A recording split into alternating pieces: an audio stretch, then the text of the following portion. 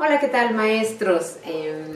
Pues estamos aquí, vamos a platicar un rato acerca de lo que es la enseñanza de la geometría en la educación básica. Recuerden que los contenidos geométricos en su programa están en el eje de forma, espacio y medida. Y bueno, pues para empezar, creo que una pregunta que sí es esencial que ustedes se respondan es ¿para qué enseñamos geometría en la educación básica? Yo tengo la idea de que si nosotros sabemos a dónde queremos llegar, tendremos más posibilidades de tomar decisiones acertadas sobre cómo llegar, cómo conseguir ese propósito. Entonces, pues miren, aunque esto es un video y prácticamente es una especie de conferencia, yo quisiera que no fuera así. Me gustaría que cuando ustedes consideren necesario pongan pausa y mediten, si reflexionen sobre la pregunta o el problema que les estoy planteando. Si están en un grupo, pues lo pueden comentar entre ustedes, o bien si están solos, reflexionar acerca de lo que les pregunto. En este caso es, ¿para qué enseñamos geometría en la educación básica? Vamos a regresar sobre este punto a lo largo del video, porque sí siento que es la pregunta clave para saber qué hacer con los niños, con los muchachos cuando estamos en clases de geometría. Y bien, hay otras dos preguntas que se refieren a reflexión sobre su propia práctica. Uno, ¿cómo acostumbran ustedes a enseñar geometría en su salón de clase? Y la segunda es, ¿por qué lo enseñan así? Entonces, estas dos preguntas, responderse a estas dos preguntas me hacen más consciente a mí de lo que yo entiendo por geometría y cómo debe enseñarse, a partir de cómo creen ustedes que sus niños aprenden. Miren, hay maestros que consideran que la geometría es un conjunto de hechos y de procedimientos que ya están dados y que nosotros los tenemos que transmitir a los muchachos. Para estos maestros, lo que tienen que hacer es nombrar, identificar y clasificar los objetos geométricos. Pero hacerlo así me lleva a mí a una postura de enseñar geometría, de mostrarle al alumno esos objetos. Y a esto nosotros le llamamos enseñanza ostensiva. ¿Cómo es la enseñanza ostensiva? Cuando yo le digo a los niños, esto es un cuadrado o estos son cuadrados, y le pongo en el pizarrón muchos cuadrados, estos son rectángulos, triángulos.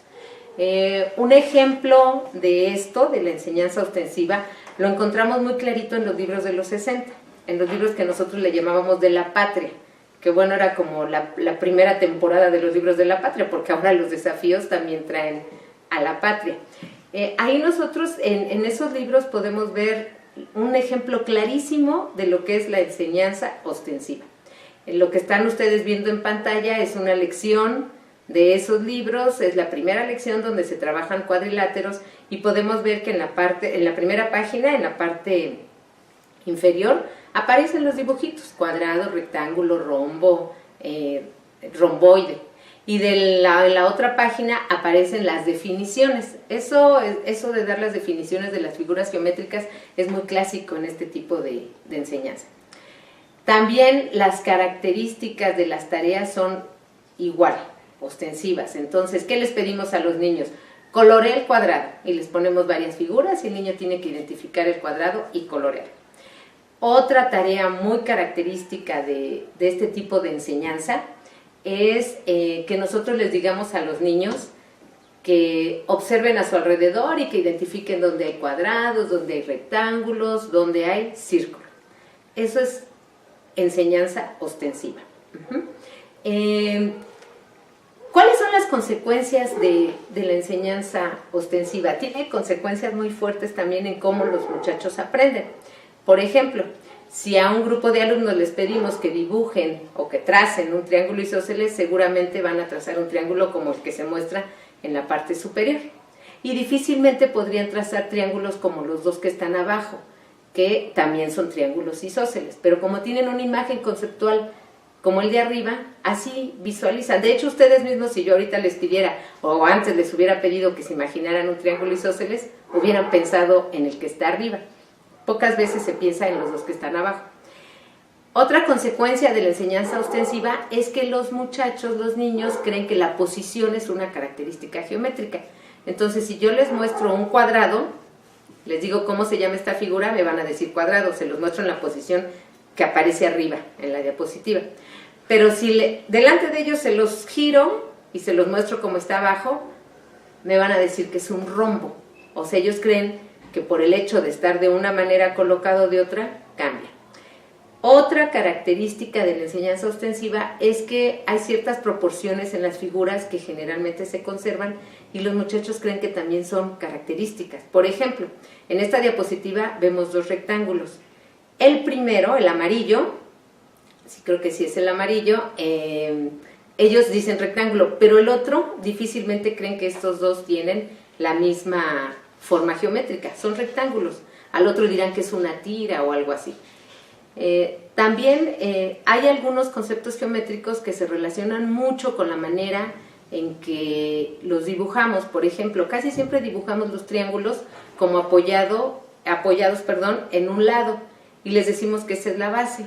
Es una idea muy intuitiva porque precisamente parece que ahí se apoya el triángulo. Pero entonces, ¿qué sucede? Que cuando nosotros ponemos un triángulo que parece apoyarse en un vértice y les decimos que cuál es la base, los niños van a tener dificultades y van a decir, este triángulo no tiene base. Cuando en realidad la base es cualquier lado del triángulo y por lo tanto también el triángulo va a tener 3 alturas y no solo una, como muchos niños creen o muchos adolescentes. Bueno, pero entonces regresemos a nuestra pregunta inicial. Nos habíamos preguntado cuál es el propósito de enseñar geometría en la educación básica. La enseñanza ostensiva pone mucho énfasis en el aspecto informativo de la materia, de la geometría. Por eso creemos que tienen que aprenderse nombres, identificarlos, aprenderse propiedades, así como aprenderse información. Pero la geometría tiene otro propósito que podríamos pensar es más importante que el informativo, y es que es el aspecto formativo. El carácter formativo de la geometría se da cuando en la enseñanza nosotros gestionamos las clases de tal manera que resultan un desafío intelectual, una forma de pensamiento geométrico, porque la geometría es un modelo de razonamiento. Cuando nosotros atendemos al carácter formativo de la geometría, desarrollamos habilidades. Desarrollamos, por ejemplo, la habilidad para visualizar, para ver de cierta manera las figuras, la imaginación espacial, la creatividad. En la geometría hay mucha creatividad, la comunicación.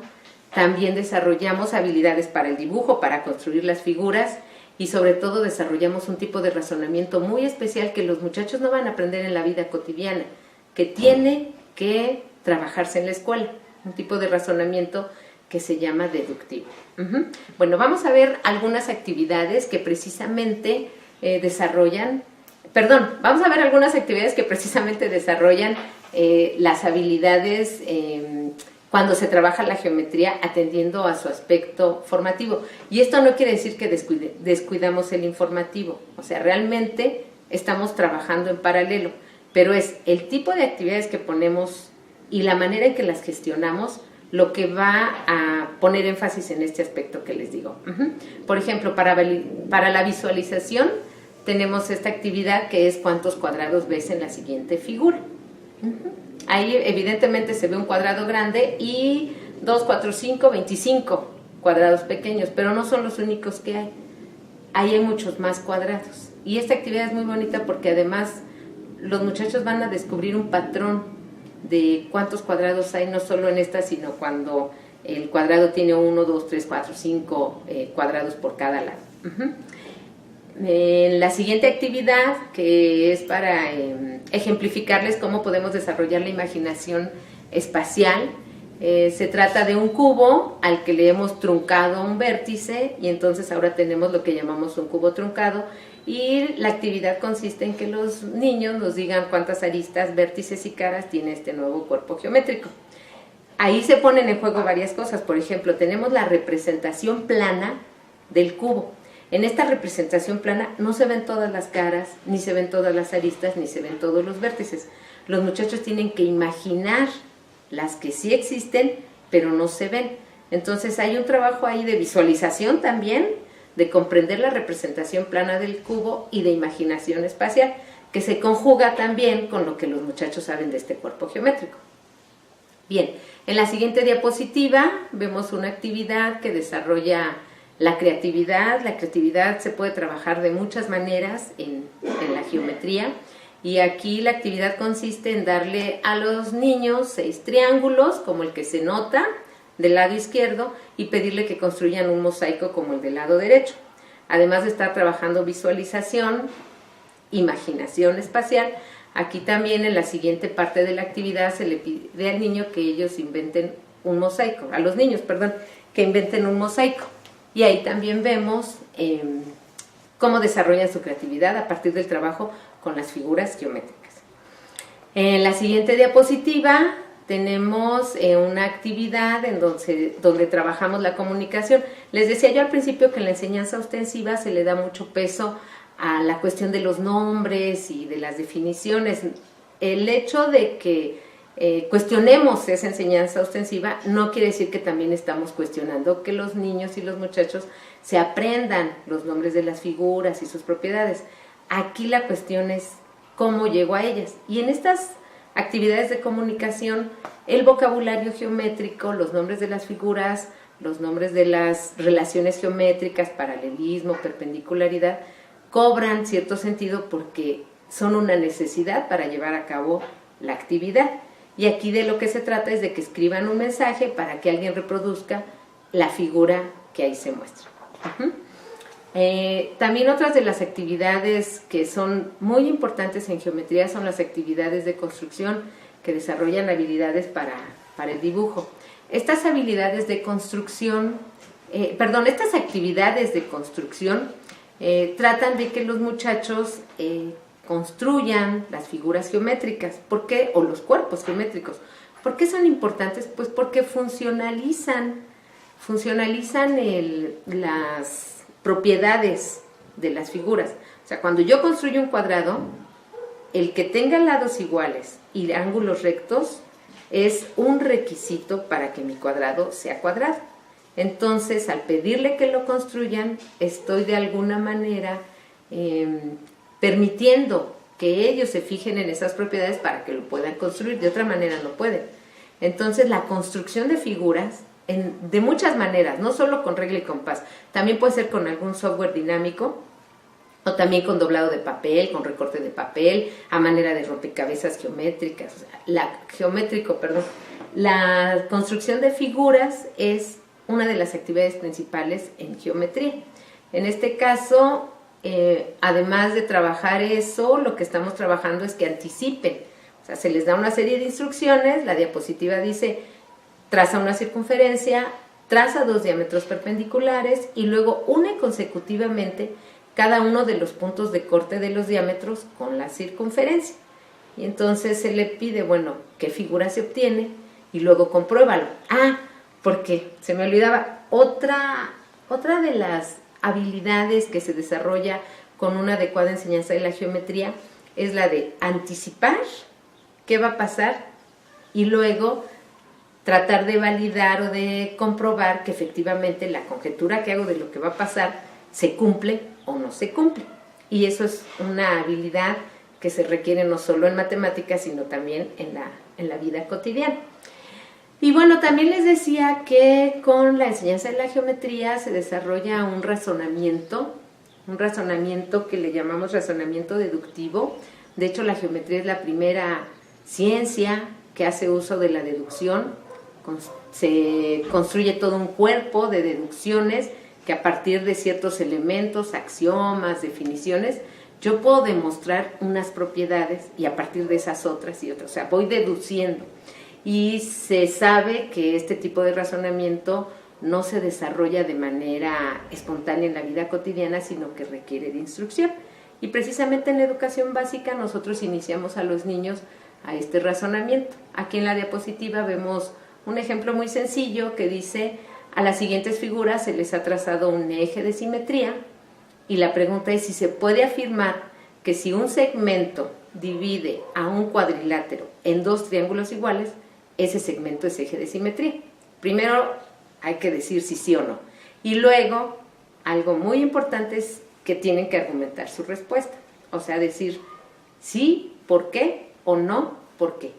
Y ahí es donde entran, en esos argumentos entra un razonamiento que se tiene que hacer, se tiene que validar la hipótesis. Y bueno, en primaria quizás lo hagan de manera empírica, porque los muchachos están iniciando, y en secundaria ya se esperaría que emplearan un razonamiento deductivo a partir de inferencias. Bueno, pues yo esperaría que se fueran con la idea de que la geometría desarrolla muchas habilidades, que es muy importante el aspecto formativo, no solo el informativo, y que esto se logra, como ya lo dije antes, a partir de la tarea que les propongo, de elegir una tarea adecuada y también de cómo la gestiono en clase, cómo la trabajo con los muchachos. La tarea por sí sola puede o no puede ser adecuada, pero la manera en que yo la trabajo, esa sí es súper importante que atienda ese aspecto formativo. Y para terminar, pues les quiero compartir unas ideas que tomé del libro de Claudia Alsina, que es ¿Por qué geometría?, que es de Alsina y de otros autores, y estos autores dicen que más bien responden a la pregunta ¿para qué enseñar y aprender geometría? Y dan varias razones, y entre ellas están para cultivar la inteligencia, para desarrollar estrategias de pensamiento, para descubrir las propias posibilidades creativas, para aprender una materia interesante y útil, para fomentar la sensibilidad hacia lo bello, para trabajar matemáticas experimentalmente, para agudizar la visión del mundo que nos rodea, para gozar de sus aplicaciones prácticas y para disfrutar aprendiendo y enseñando geometría. Creo que son razones suficientes para tratar de enseñar de la manera más adecuada esta rama de las matemáticas. Gracias.